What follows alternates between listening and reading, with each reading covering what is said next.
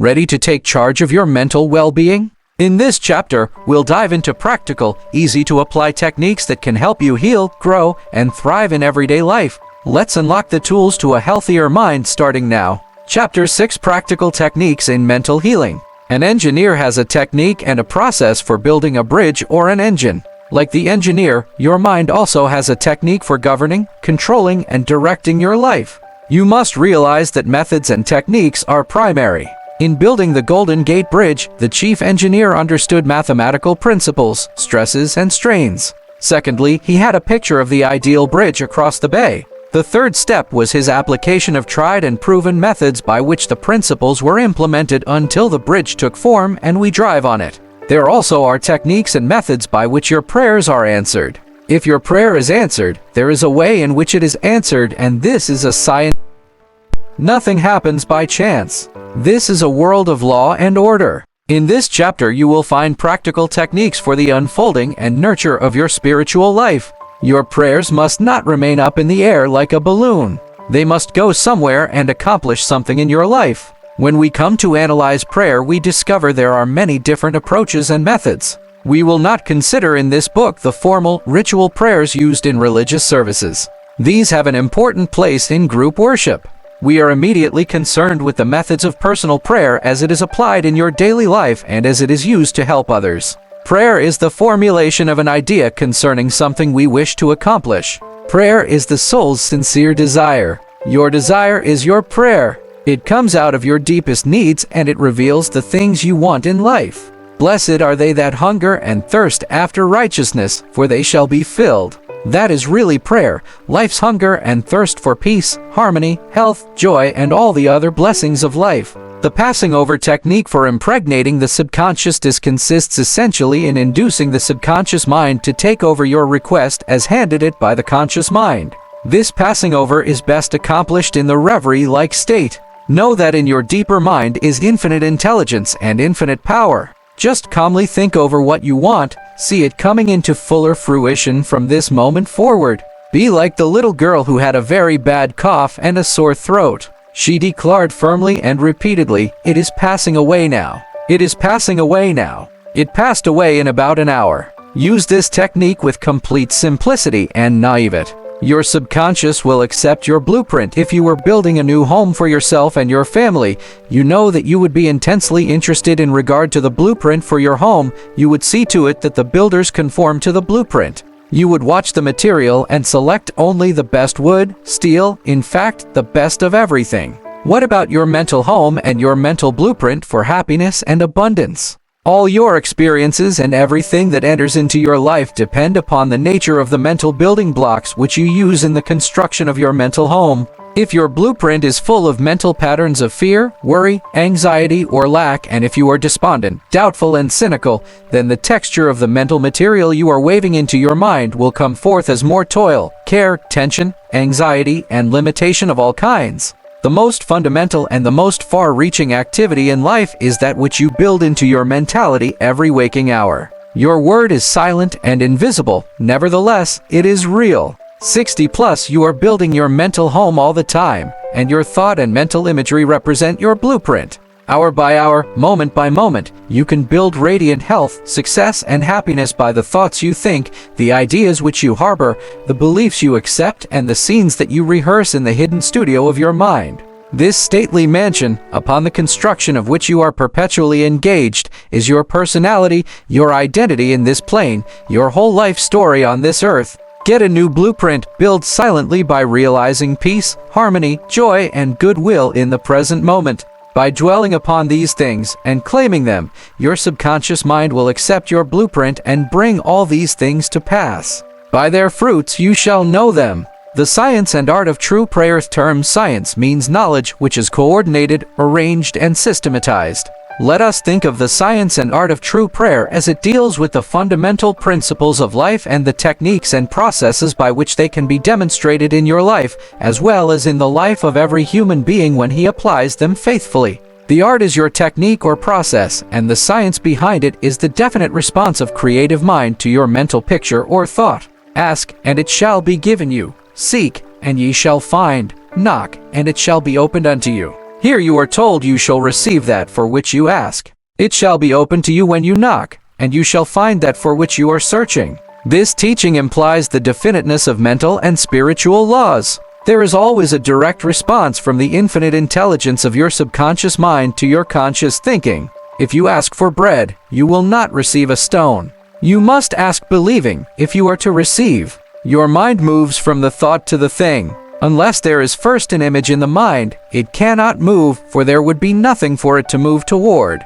Your prayer, which is your mental act, must be accepted as an image in your mind before the power from your subconscious will play upon it and make it productive. You must reach a point of acceptance in your mind, an unqualified and undisputed state of agreement.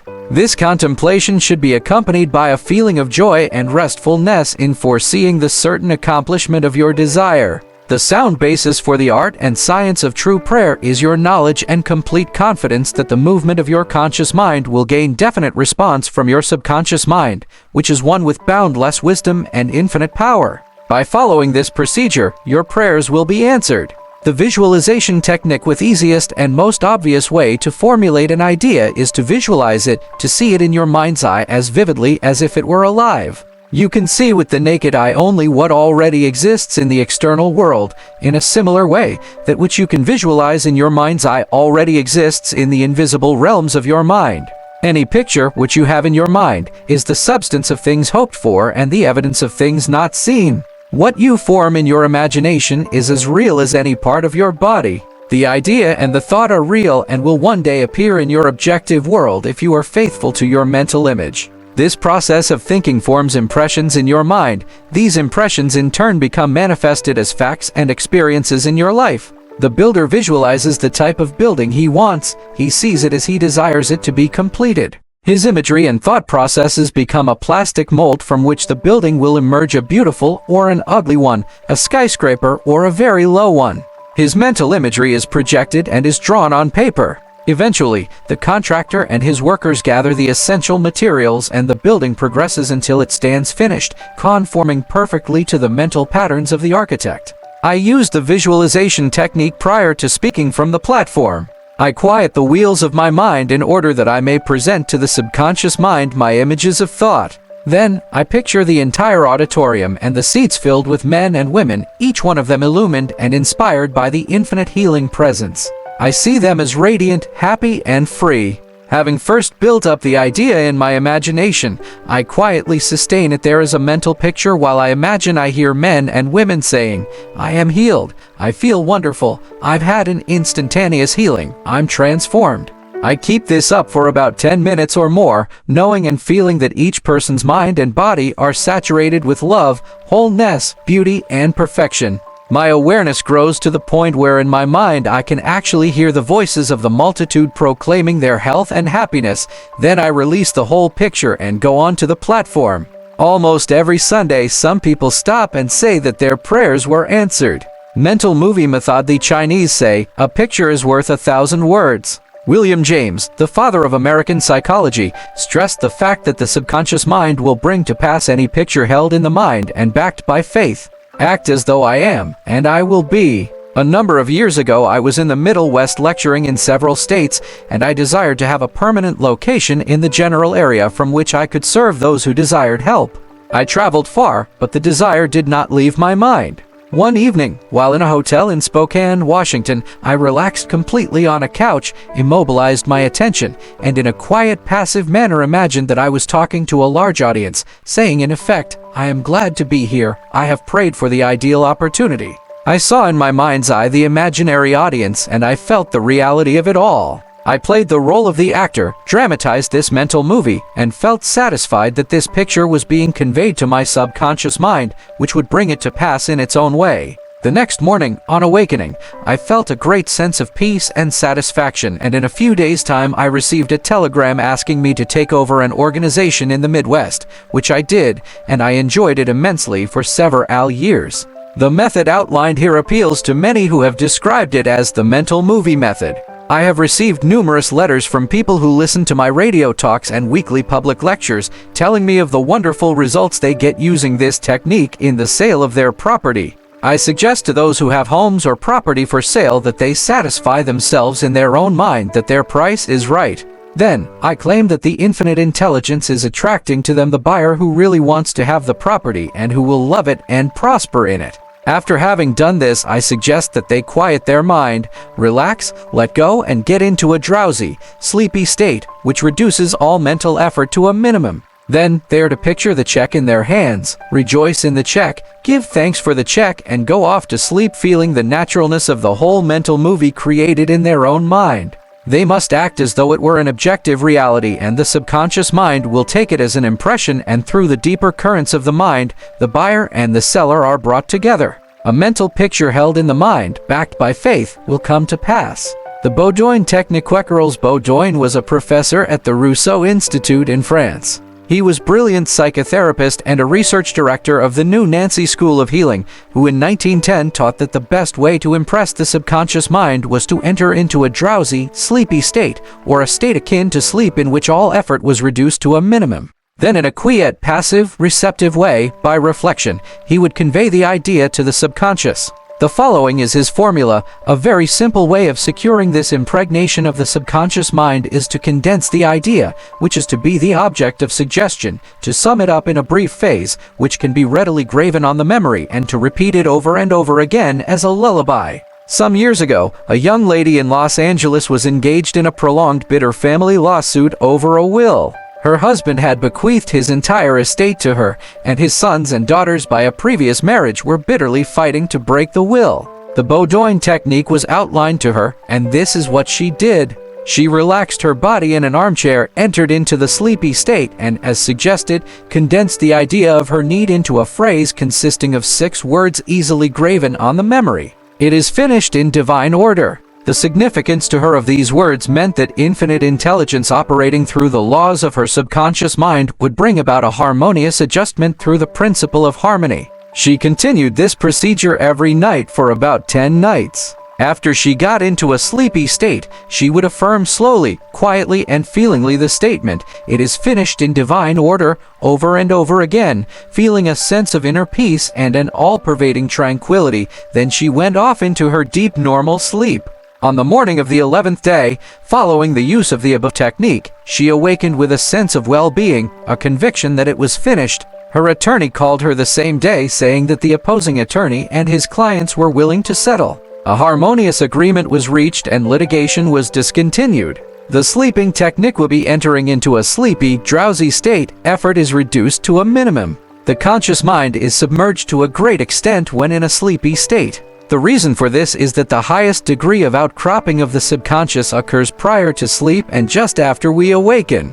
In this state, the negative thoughts, which tend to neutralize your desire and so prevent acceptance by your subconscious mind, are no longer present. Suppose you want to get rid of a destructive habit. Assume a comfortable posture, relax your body, and be still. Get into a sleepy state, and in that sleepy state, say quietly, over and over again as a lullaby, "I am completely free from this habit. Harmony and peace of mind reign supreme." Repeat the above slowly, quietly, and lovingly for 5 or 10 minutes, night and morning. Each time you repeat the words, the emotional value becomes greater. When the urge comes to repeat the negative habit, repeat the above formula out loud to yourself. By this means you induce the subconscious to accept the idea and a healing follows. The thank you technique in the Bible. Paul recommends that we make known our requests with praise and thanksgiving. Some extraordinary results follow this simple method of prayer. The thankful heart is always close to the creative forces of the universe, causing countless blessings to flow toward it by the law of reciprocal relationship based on a cosmic law of action and reaction. For instance, a father promises his son a car for graduation. The boy has not yet received the car, but he is very thankful and happy, and is as joyous as though he had actually received the car. He knows his father will fulfill his promise, and he is full of gratitude and joy even though he has not yet received the car, objectively speaking. He has, however, received it with joy and thankfulness in his mind. I shall illustrate how Mr. Broke applied this technique with excellent results. He said, "Bills are piling up. I am out of work. I have 3 children and no money. What shall I do?" Regularly every night and morning, for a period of about 3 weeks, he repeated the words, "Thank you, Father, for my wealth," in a relaxed, peaceful manner until the feeling or mood of thankfulness dominated his mind. He imagined he was addressing the infinite power and intelligence within him, knowing, of course, that he could not see the creative intelligence or infinite mind. He was seeing with the inner eye of spiritual perception, realizing that his thought image of wealth was the first cause, relative to the money, position, and food he needed. His thought feeling was the substance of wealth untrammeled by antecedent conditions of any kind. By repeating, "Thank you, Father," over and over again, his mind and heart were lifted up to the point of acceptance, and when fear, thoughts of lack, poverty, and distress came into his mind, he would say, "Thank you, Father," as often as necessary. He knew that as he kept up the thankful attitude, he would recondition his mind to the idea of wealth, which is what happened.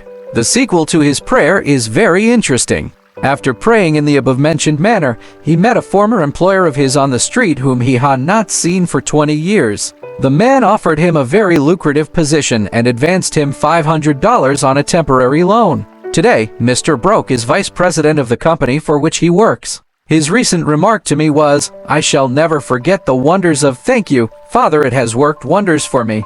The affirmative method, the effectiveness of an affirmation, is determined largely by your understanding of the truth and the meaning back of the words. In praying, use not vain repetition. Therefore, the power of your affirmation lies in the intelligent application of definite and specific positives. For example, a boy adds 3 and 3 and puts down 7 on the blackboard.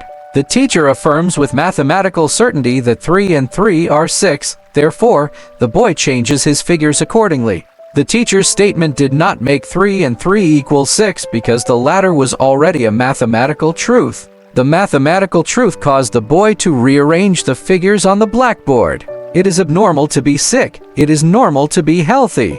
Health is the truth of your being. When you affirm health, harmony, and peace for yourself or another, and when you realize these are universal principles of your own being, you will rearrange the negative patterns of your subconscious mind based on your faith and understanding of that which you affirm. The result of the affirmative process of prayer depends on your conforming to the principles of life, regardless of appearances. Consider for a moment that there is a principle of mathematics and none of error. There is a principle of truth, but none of dishonesty. There is a principle of intelligence, but none of ignorance. There is a principle of harmony and none of discord. There is a principle of health, but none of disease, and there is a principle of abundance, but none of poverty. The affirmative method was chosen by the author for use on his sister who was to be operated on for the removal of gallstones in a hospital in England. The condition described was based on the diagnosis of hospital tests and the usual X-ray procedures. She asked me to pray for her. We were separated geographically about 6,500 miles,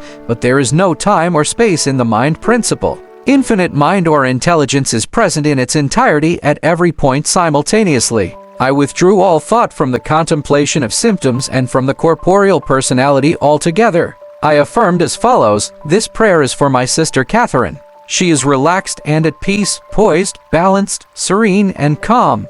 The healing intelligence of her subconscious mind, which created her body, is now transforming every cell, nerve, tissue, muscle, and bone of her being according to the perfect pattern of all organs lodged in her subconscious mind. Silently, quietly, all distorted thought patterns in her subconscious mind are removed and dissolved, and the vitality, wholeness, and beauty of the life principle are made manifest in every atom of her being. She is now open and receptive to the healing currents which are flowing through her like a river."